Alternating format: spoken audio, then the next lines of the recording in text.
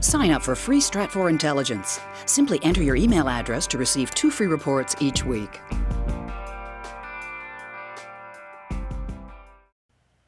There were 3 to 4 attacks staged in Israel today. The Israeli security forces dealt with the attackers swiftly and effectively. That said, the attacks represent a new threat to the Israeli national security, which could have wider regional implications.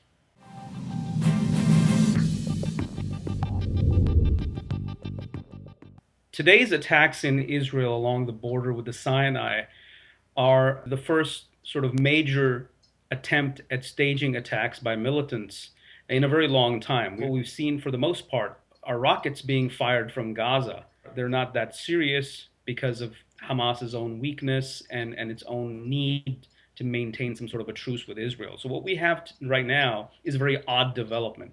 And the likely perpetrators at this point are Salafist jihadist groups linked to Al-Qaeda.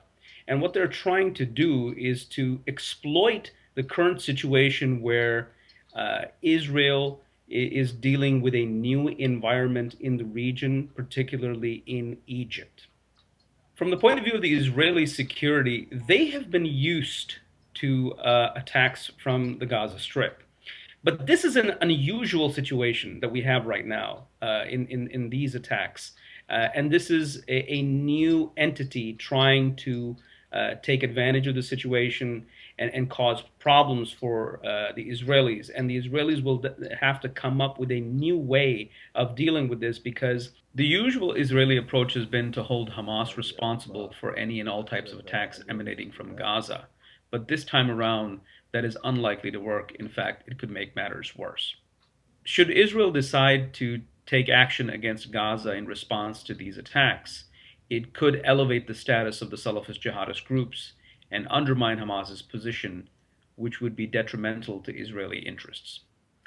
This attack seems to be motivated by the fact that there's a new environment in Egypt. Islamists of various stripes are entering the political mainstream. They've been legalized by the Provisional Military Authority after the ouster of President Hosni Mubarak.